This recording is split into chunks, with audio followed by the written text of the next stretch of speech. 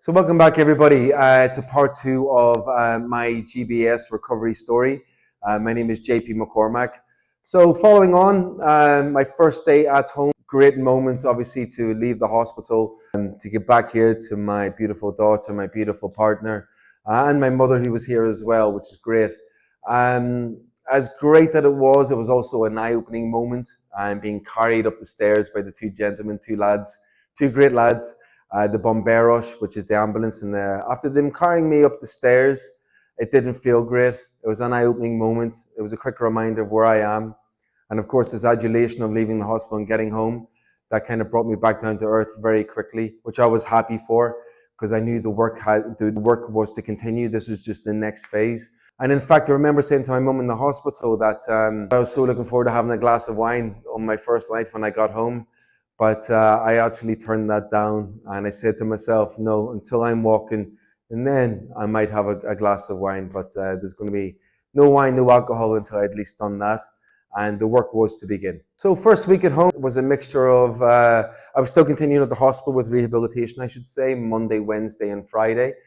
And then I was doing rehab here at home the other 4 days. I was basically training and doing rehabilitation 7 days a week, as you'll see from many of my videos on my Instagram highlights and on my Instagram grid. And I'll be posting more of those videos here on my YouTube, just so you know. But it was daily work, it was daily rehabilitation, trying to get the body up and running, woken up again, as such, as I've said to you before. I was still in a wheelchair.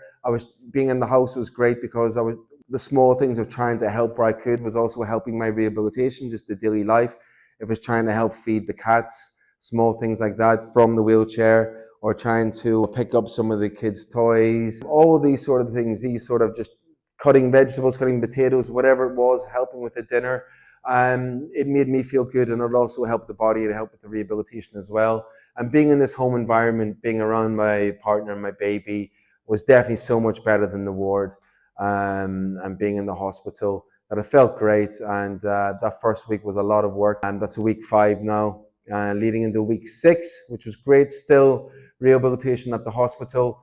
At that stage, at the end of week 6, halfway through week 6, week 7, I graduated from the wheelchair to the walking sticks, which is amazing. And it was a serious sign of my development and my recovery that I was delighted about.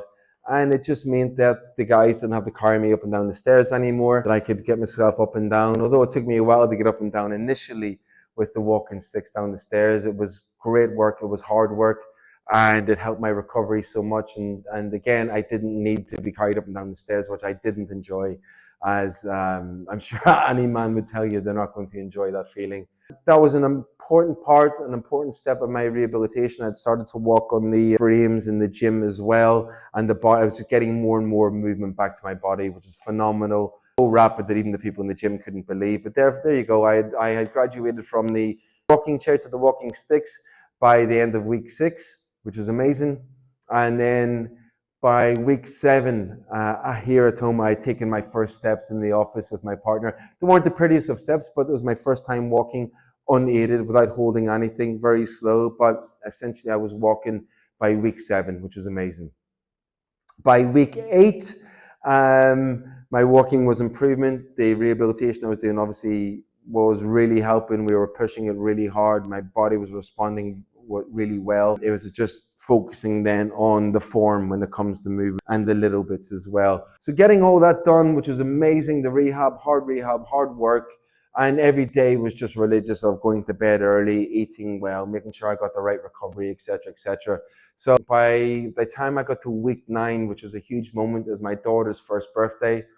And that really was a marker for me when I was in the hospital. I was like, I just want to be home for my daughter's birthday in September.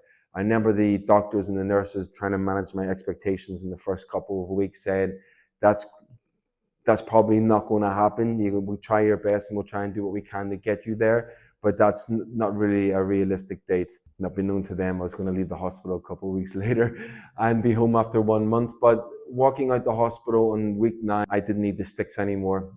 So I was able to walk unassisted without the sticks on the day of my daughter's birthday. And then come home and not only be home for her birthday, but walking on her birthday and being able to hold her on her birthday felt amazing. It was a huge moment for me. And it just felt phenomenal that I was able to hit that milestone as such.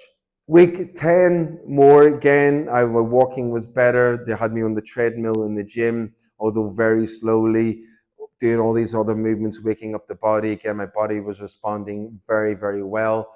And by the time we got to week 11, I was running on the treadmill properly. I even went and did a 5K on the weekend at home here, which my physiotherapists weren't too happy about. This is on week 12, I believe, the weekend before I started week 12 of rehab. And I remember going into the gym and telling them that I did a 5K in the weekend. They're like, "What, you did run a 5K?" I was like, "Yes." "By yourself?" I went, "Yes." "Outside?" And I went, "Yes." I was like, "You shouldn't have done that." But I said, "Well, I did." I did that. And because I'd obviously making such a rapid recovery, by the end of week 12, they told me that's it, that rehabilitation at the hospital was finished and that I was pretty much was back at full recovery. And that anything else I needed to do, I could continue at home by myself, and that my work was done as such, with them anyway, which was amazing when you think about it. That was by week 12.